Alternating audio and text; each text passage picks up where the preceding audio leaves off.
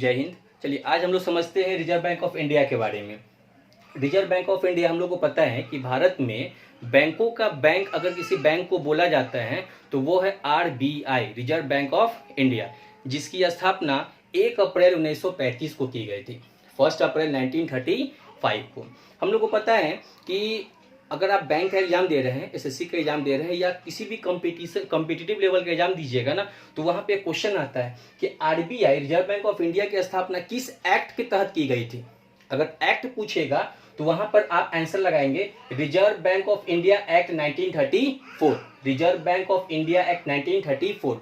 अब यह जो रिजर्व बैंक ऑफ इंडिया है, हम लोग जैसे ही रिजर्व बैंक ऑफ इंडिया का नाम आता है ना, तो माइंड में सेट हो जाता है कि रिजर्व बैंक ऑफ इंडिया क्या करती है, नोट, करेंसी इशू करती है, करेंसी इशू करती है। और जो महंगाई घट और महंगाई जो होता है ना, ये महंगाई जो बढ़ जाती है, महंगाई जो घट जाती है, तो इसको भी कंट्रोल करने का काम कौन करता है, आरबीआई करता है। समझते हैं कैसे कैसे करेगा ये। तो आरबीआई एक्ट 1934। अब आरबीआई जो है, रिजर्व बैंक ऑफ इंडिया, जो नोट छापने का काम करती है, इसका एक इकाई है, इसका एक यूनिट है जिसको हम लोग बोलते हैं भारतीय रिजर्व बैंक नोट मुद्रण प्राइवेट लिमिटेड। भारतीय रिजर्व बैंक नोट मुद्रण प्राइवेट लिमिटेड। मतलब आरबीआई को सेक्शन 22, आरबीआई को सेक्शन 22 के अंतर्गत एक पावर दिया गया है कि आप करेंसी नोट को इशू कर सकते हैं। याद रखिएगा, एक्ट अगर पूछेगा तो 1934, अगर सेक्शन पूछता है तो सेक्शन 22। अब आता है कि सर आरबीआई जो नोट छापती है, तो नोट छापने का जगह कहाँ कहाँ है, प्लेस कहाँ कहाँ है, पहले हम लोग इसको समझ लेते हैं। तो नोट छापने का जो आपको प्लेस है, जगह है, वो 4 जगह है भारत में। सबसे पहला नासिक, जो महाराष्ट्र में पड़ता है। दूसरा देवास, जो मध्य प्रदेश में है। तीसरा मैसूर, जो कर्नाटक में है। और चौथा सल्बोनी, जो वेस्ट बंगाल में है। हम लोग देख रहे हैं कि 4 जगह है। ध्यान रखिएगा, ये जो नासिक और देवास, ये इंटरव्यू में पूछता है या आपको रिटन एग्जाम में भी पूछ सकता है कि नासिक और देवास को कंट्रोल कौन करती है। तो नासिक और देवास को कंट्रोल भारत सरकार करती है। याद रखिएगा, नासिक और देवास जो महाराष्ट्र और मध्य प्रदेश में है, उसको कंट्रोल करने का पावर किसके पास है, भारत सरकार के पास। और जो तीसरा और चौथा है मैसूर और सल्बोनी, जो कर्नाटक और वेस्ट बंगाल में है, उसको कंट्रोल करने का पावर किसके पास है, तो आरबीआई के पास। आरबीआई 2 को कंट्रोल करती है, 2 को भारत सरकार।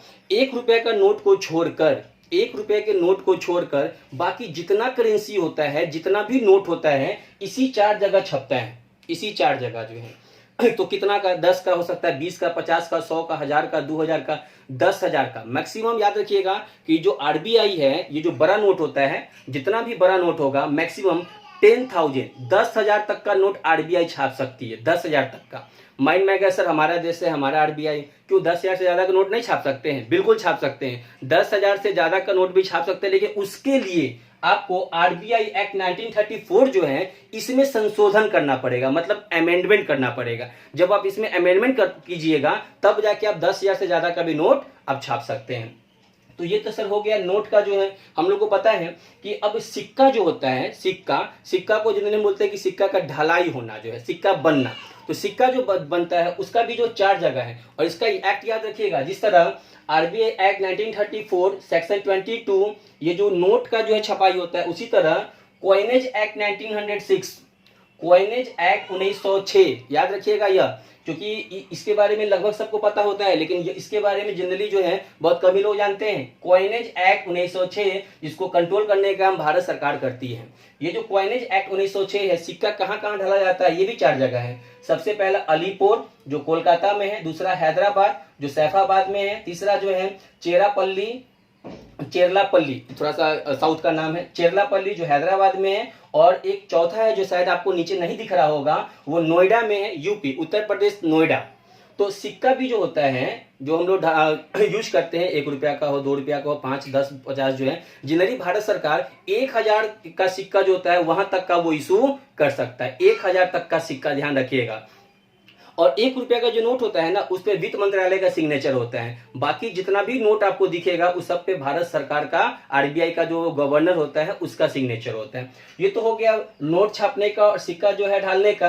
अब आपके माइंड में यह भी बात आ सकता है कि सर जब नोट भारत सरकार या आरबीआई जब छाप सकती है, उसको यह पावर दिया गया है, तो ये क्यों ना बहुत ज्यादा नोट छाप लेता है और जितना भी गरीब है सबको डिस्ट्रीब्यूट कर देता है? तो ऐसा नहीं है। एक एग्जांपल समझते हैं, क्योंकि आप लोग कॉमर्स 11, 12 से लेकर जनरली आप पढ़ ही रहे हैं, तो एक वर्ड आता है बैलेंस शीट। बैलेंस शीट में हम लोग दो साइड देखते हैं, एक लायबिलिटी साइड और दूसरा एसेट साइड। हम लोग को पता है अगर हम 1 लाख कैपिटल इशू करते हैं, 1 लाख कैपिटल अपने बिजनेस में लगाते हैं, तो हम लोग 1 लाख का ही एसेट्स परचेज कर सकते हैं, चाहे वो हमारा लैंड हो, चाहे वो प्लांट हो, चाहे हमारा मशीनरी हो, चाहे कुछ भी हो हमारा जो है। तो बैलेंस शीट में क्या होता है ना कि लायबिलिटीज और एसेट्स हमारा इक्वल होना चाहिए। उसी तरह आरबीआई अपने मर्जी से कितना भी नोट नहीं छाप सकती है, उसके लिए उसके पास गोल्ड का होना, फॉरेन करेंसी का होना बहुत जरूरी होता है। गोल्ड का मतलब अभी जो करंट में भारत सरकार के पास जो है, आरबीआई के पास जो गोल्ड है, वो गोल्ड कितना है 612.6 टन गोल्ड। मतलब इसको बोला जाएगा तो 6,12,000 केजी, 6,12,000 केजी जो है भारत सरकार के पास गोल्ड है। पूरी दुनिया में भारत जो है 10वें पोजीशन पे है, पहले 11वें पोजीशन पे था, लेकिन 2019 में हमारे मोदी सरकार ने जो है 52.3 टन गोल्ड जो है खरीदा था। 52.3 टन गोल्ड 2019 में परचेज किया गया आरबीआई के द्वारा।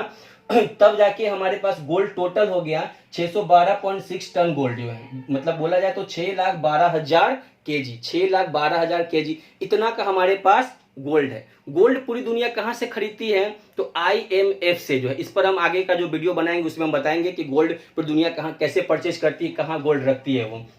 तो जनरली हम लोग देख रहे हैं कि गोल्ड होना चाहिए, दूसरा फॉरेन करेंसी होना चाहिए। फॉरेन करेंसी का मतलब क्या, जो हमारे लोग इस देश से बाहर रह रहे हैं तो वो क्या करते हैं ना कि वहां पर जो काम करते हैं, जॉब करते हैं, तो बदले में उसको पैसा मिलता होगा, तो जिस देश में रहते होंगे वहीं का उसको जो है करेंसी मिलता होगा। अब वह करेंसी जब उसको भारत, जब वो एक्सचेंज ऑफिस में लेके जाता है, तो क्या होता है ना एक्सचेंज ऑफिस में, जैसे आप बैंक में जाते होइएगा तो बहुत सारा काउंटर रहता है ना, उसी तरह उसमें भी बहुत सारा काउंटर रहता है, हर देश का अपना अलग अलग काउंटर रहता है। अगर आपको भारत भेजना है तो आप क्या करेंगे कि वो जो करेंसी आपके पास है उसको लेकर आप एक्सचेंज ऑफिस में जाइएगा, वहां पे जो भारत का जो ऑफिस होगा उसमें जाइएगा, उतना वो करेंसी उसको दीजिएगा, अब बदले में उतना का जितना का पैसा होगा वो आपके देश में, भारत में भेज देगा।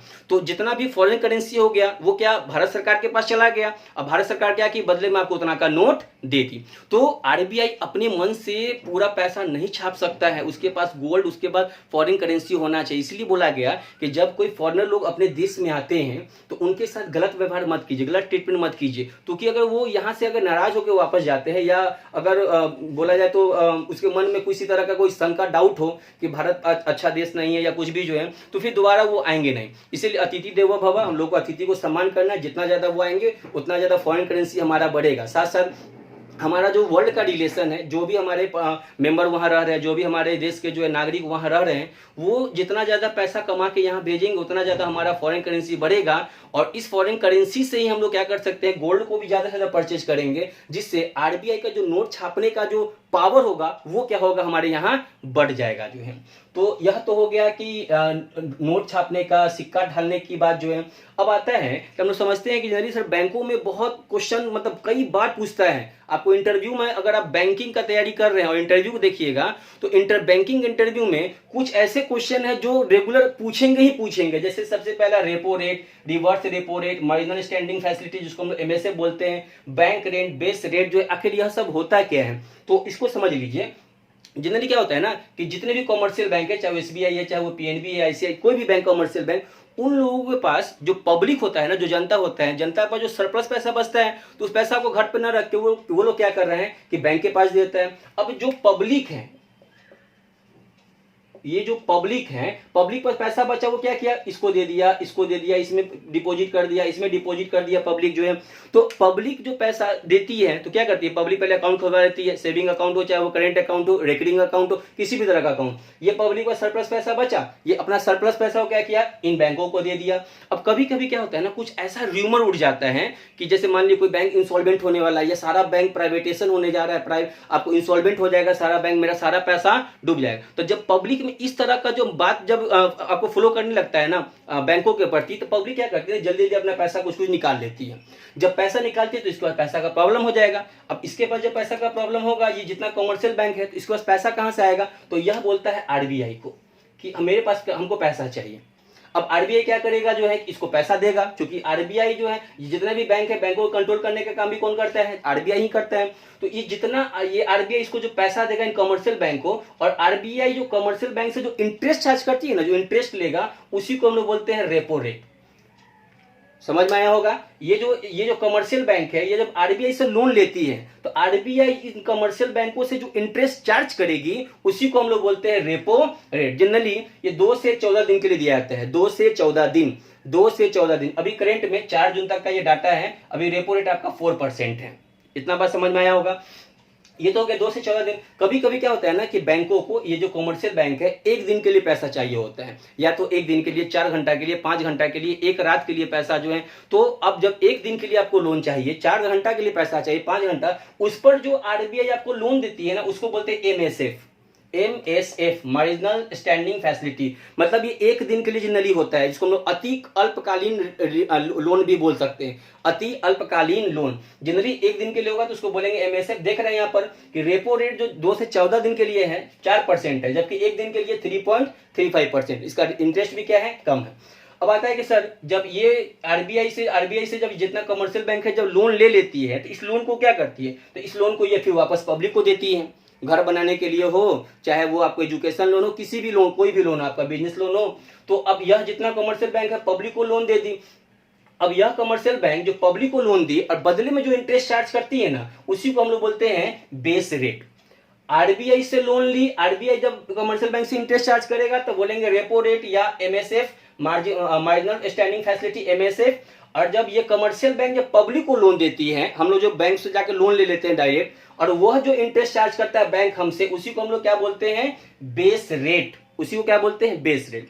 अब सर आएगा क्वेश्चन यहाँ पे आ सकता है कि सर अगर 14 दिन से ज्यादा के लिए इन बैंकों को लोन चाहिए होगा तो वो भी कौन देगा, आरबीआई ही देगा। लेकिन उसको न रेपो रेट बोलेंगे, ना उसको एमएसएफ बोलेंगे, ना उसको बेस रेट बोलेंगे, बल्कि उसको क्या बोलते हैं हम लोग, बैंक रेट बोलते हैं। जब 14 दिन से ज्यादा के लिए आपको लोन चाहिए होगा आरबीआई से, कमर्शियल बैंक को चाहिए होगा आरबीआई से, तो वैसे इंटरेस्ट को हम लोग कौन सा बोलेंगे, हम लोग बैंक रेट बोलते हैं। अभी करेंट में बैंक रेट है 4.25%। करेंट में ये जितना डाटा है, ये 4 जून तक का डाटा है, 4.25%। तो यहाँ पे हम लोग देख रहे हैं कि सर रिजर्व बैंक जब इन कमर्शियल बैंकों को 2 से 14 दिन के लिए अगर लोन देती है और उस पर रिजर्व बैंक ऑफ इंडिया जब इंटरेस्ट लेती है कमर्शियल बैंक से, तो उसको बोलते हैं रेपो रेट। एक दिन के लिए अगर यह आरबीआई अगर इन लोगों को लोन देगी तो उसको बोलेंगे एमएसएफ।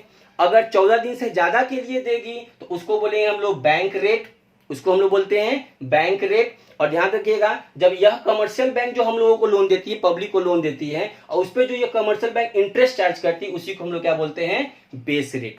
तो आई थिंक यह जो भी डाटा था, जो आरबीआई का या repo rate, reverse repo rate, printing machine का जो है कॉइनेज एक्ट 1906, यह सब आपको समझ में आया होगा। नेक्स्ट क्लास में, नेक्स्ट वीडियो में हम आपको यह समझाएंगे कि आखिर आरबीआई नोट छाप के गरीबी को क्यों नहीं दूर कर देती है। भारत में चाहती तो वो गरीबी को दूर कर सकती थी, लेकिन ऐसा क्यों नहीं करती है, इसके बारे में ही हम यह वीडियो रहेगा। धन्यवाद, जय हिंद।